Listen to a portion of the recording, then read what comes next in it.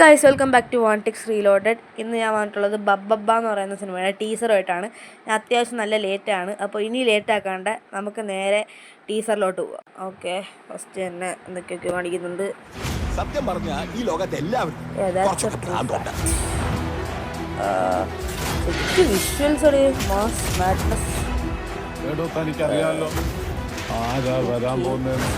Serious.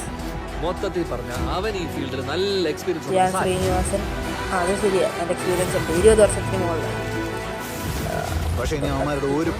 Mass സാധനമായിരിക്കും കേട്ടോ, മാസും കോമഡിയുടെ mix ആയിരിക്കും. അവന്റെ തന്ത ഓ, വിനീത് ശ്രീനിവാസൻ, പുള്ളിയുടെ ഒരു മാസ സംഭവം പ്രതീക്ഷിക്കാം. അപ്പോൾ ഫ്ലാഷ് ബാക്ക് ഒരാളൂടെ ഉണ്ട്.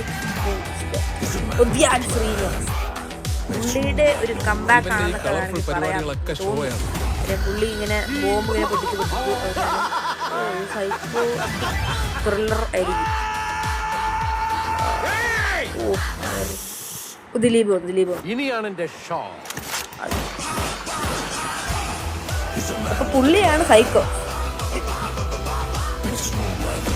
പുള്ളിക്ക് ഈ റോളൊക്കെ അഭിനയിച്ച എക്സ്പീരിയൻസ് ഉണ്ട്. പുള്ളിക്ക് പറ്റിയ റോളാണ്.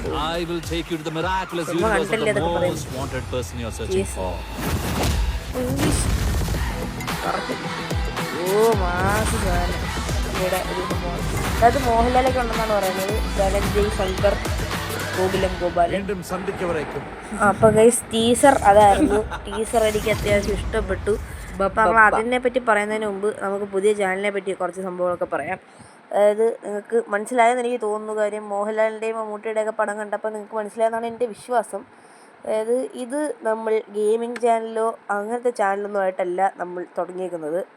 ഇത് ഞാൻ ഉദ്ദേശിക്കുന്നത് പ്യുവർ സിനിമയായിട്ട് റിലേറ്റ് ചെയ്തിരിക്കുന്ന സംഭവങ്ങൾ, റിവ്യൂ, അതുപോലെ ഡീകോഡിങ് ഒക്കെ നമുക്ക് ഡീകോഡ് ചെയ്യാമെന്ന് പറഞ്ഞില്ല, പറ്റുവാണെങ്കിൽ എന്തെങ്കിലുമൊക്കെ ചെയ്യാം. അപ്പോൾ പിന്നെ റിയാക്ഷൻ, അതായത് സിനിമയുടെ റിയാക്ഷൻ, സിനിമയിലെ മാസ് സാധനങ്ങളൊക്കെ ഷോർട്സ് ആയിട്ട് ഇടുക, അതൊക്കെയാണ് ഈ ചാനൽ ഞാൻ ഉദ്ദേശിച്ചേക്കുന്നത്. അപ്പോൾ അതൊക്കെ കാണാൻ താല്പര്യമുള്ള ആൾക്കാരാണെങ്കിൽ സബ്സ്ക്രൈബ് ചെയ്യൂ, സന്തോഷിക്കൂ.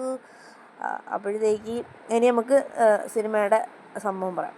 അതായത് ഈ സിനിമ എന്ന് പറയുമ്പോഴത്തേക്ക് ദിലീപിൻ്റെ കംബാക്ക് ആണെന്നാണ് എല്ലാവരും പറയുന്നത്. എനിക്കറിയത്തില്ല. ഞാൻ ലാസ്റ്റ് കണ്ട പുള്ളിയുടെ സിനിമ എന്ന് പറഞ്ഞാൽ പ്രിൻസ് ആൻഡ് ദി ഫാമിലി എന്ന് പറയുന്ന പടമായിരുന്നു.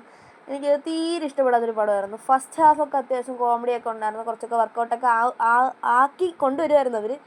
പക്ഷേ സെക്കൻഡ് ഹാഫിൽ കൊണ്ടുവന്നിട്ട് സ്ഥിരം ഒരു ഫോർമാറ്റ് പിടിച്ച് ഇത് ന്യൂജൻ ആണെന്ന് കാണിക്കാൻ വേണ്ടി എടുത്ത പോലത്തെ ഒരു ഫോഴ്സ്ഡ് ആയിട്ടുള്ളൊരു സംഭവമായിരുന്നു എനിക്ക് അതിൻ്റെ അകത്ത് തോന്നിയത്.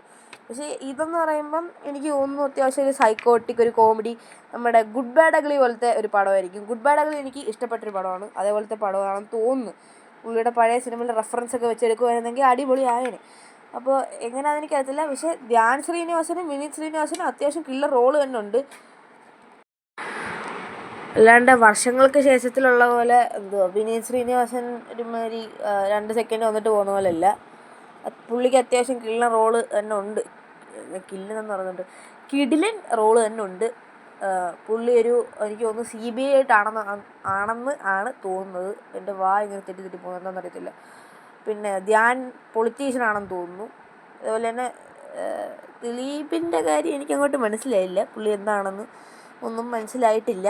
ഏതായാലും സിനിമ കണ്ടിരുമ്പോൾ പുള്ളി ഡയറക്ടർ എനിക്ക് അത്യാവശ്യം നന്നായിട്ട് പുള്ളി ടീസർ കട്ട് ചെയ്തിട്ടുണ്ട്. നമുക്ക് ഒരു കുന്തവും മനസ്സിലാവത്തില്ല കഥയെ പറ്റിയിട്ട്, ആ രീതി തന്നെ കട്ട് ചെയ്ത് വെച്ചിട്ടുണ്ട്.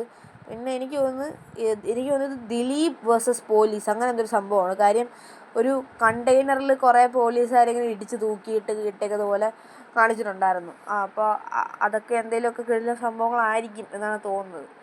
അപ്പോൾ അതേപോലെ തന്നെ കുറേ കിടിലം ഫ്രെയിംസ് ഉണ്ടായിരുന്നു, കുറേ കിടിലം കോമഡി ഉണ്ടായിരുന്നു. നല്ല സിനിമയായിരുന്നു. എല്ലാം നല്ല സിനിമയല്ലല്ലോ, നല്ല ടീച്ചറായിരുന്നു. കോമഡി ഉണ്ട്, ആക്ഷൻ ഉണ്ട്, എല്ലാം ഉണ്ട്. അപ്പോഴത്തേക്ക് നമ്മളൊന്ന് 6-8 പിടിച്ചതാണ്. അപ്പോൾ ദിലീപ് ആറാടുകയാണ്. അപ്പോൾ പുള്ളിയുടെ അഭിനയമൊക്കെ അത്യാവശ്യം സെറ്റായിരുന്നു. പിന്നെ അതിൻ്റെ അകത്ത് മോഹൻലാൽ വരുമെന്നാണ് പറയുന്നത്. പുള്ളിയുടെ തുടരുമിന് ശേഷമുള്ള അടുത്ത പടം ഇതാണെന്നാണ് തോന്നുന്നത്. ഇനി വല്ല പടം ഇറങ്ങുവാണെങ്കിൽ അതൊന്ന് പറഞ്ഞിരുന്നെങ്കിൽ കൊള്ളായിരുന്നു. എനിക്കറിയത്തില്ല, ഏതായാലും ഇതാണെന്നാണ് തോന്നുന്നത്. പിന്നെ ഇതിൻ്റെ അകത്ത് വേറെ ആരൊക്കെ ഉണ്ട്, ഞാൻ എല്ലാവരുടെയും പേര് പറയാം. ഓക്കെ.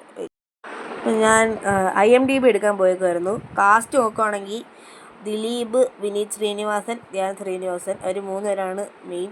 പിന്നെ ബാലു വർഗീസ്, പുള്ളിയെ ഞാൻ ഇതിൻ്റെ അകത്ത് കണ്ടില്ല. ചിലപ്പോൾ IMDb തെറ്റിയതായിരിക്കും, അല്ലെങ്കിൽ പുള്ളി കാണുമായിരിക്കും എവിടെയെങ്കിലുമൊക്കെ. പിന്നെ ബൈജു സന്തോഷ്, പുള്ളി എനിക്ക് ഒരു സൈക്കോട്ടിക് ക്യാരക്ടറാണ് ചെയ്യാൻ പോകുന്നതെന്ന്.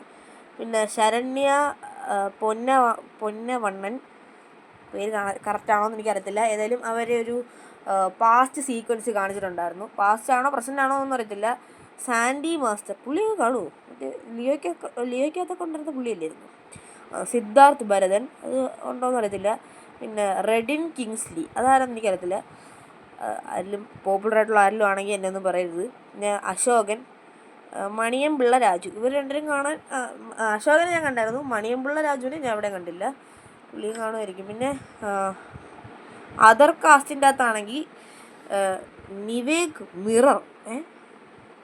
മിറർ എന്ത് CBSE ടീം അങ്ങനെ എന്താണെന്ന് അറിയത്തില്ല. പിന്നെ പ്രൊഡ്യൂസേഴ്സ് ബൈജു ഗോപാലൻ, ഗോകുലം ഗോപാലൻ്റെ ആരെങ്കിലും ആയിരിക്കും. ഗോകുലം ഗോപാലൻ, കൃഷ്ണമൂർത്തി PK എക്സിക്യൂട്ടീവ് പ്രൊഡ്യൂസറാണ്. പിന്നെ VC പ്രവീൺ പ്രൊഡ്യൂസർ. മ്യൂസിക് അത്യാവശ്യം കിടിലം മ്യൂസിക്കായിരുന്നു.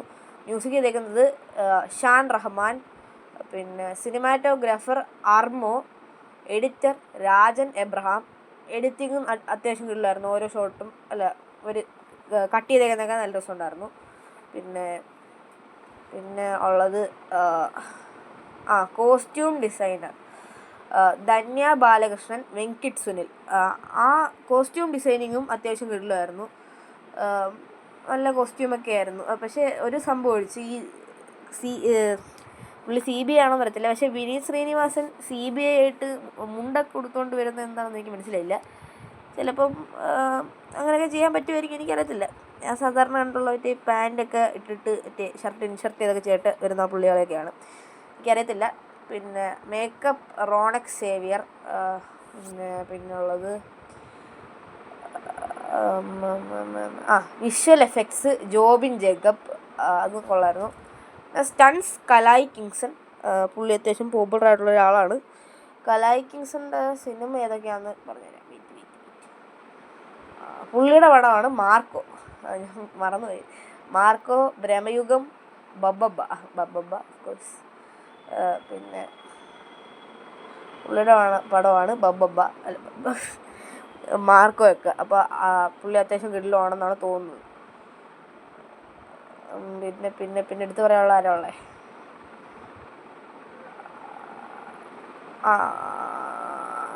അത്രേ ഉള്ളൂ. ഇവരൊക്കെയാണ് ഇതിൻ്റെ അകത്തുള്ള ആൾക്കാർ. അപ്പോൾ എങ്ങനെ ഉണ്ട് ടീസർ എന്ന് ചോദിച്ചു കഴിഞ്ഞാൽ, സിനിമയ്ക്ക് വേണ്ടിയുള്ള എക്സ്പെക്റ്റേഷൻ കൂട്ടുന്നൊരു ടീസർ തന്നെ ആയിരുന്നു. എനിക്ക് നന്നായിട്ട് ഇഷ്ടപ്പെട്ടു. ഫസ്റ്റ് ഞാൻ ഇത് ഇന്നലെ തന്നെ കണ്ടയാ. പിന്നെ ഇന്നലെയല്ല, മെനഞ്ഞാന്നാണ് സാധനം ഇറങ്ങിയത്. മെനഞ്ഞാന്ന് തന്നെ ഞാൻ കണ്ടയാ. ഇന്നലെ സമയം കിട്ടിയില്ല. എനിക്ക് ഇന്നലെ ഇടണമെന്നുണ്ടായിരുന്നു, പക്ഷേ ഇന്നലെ സമയം കിട്ടിയില്ല.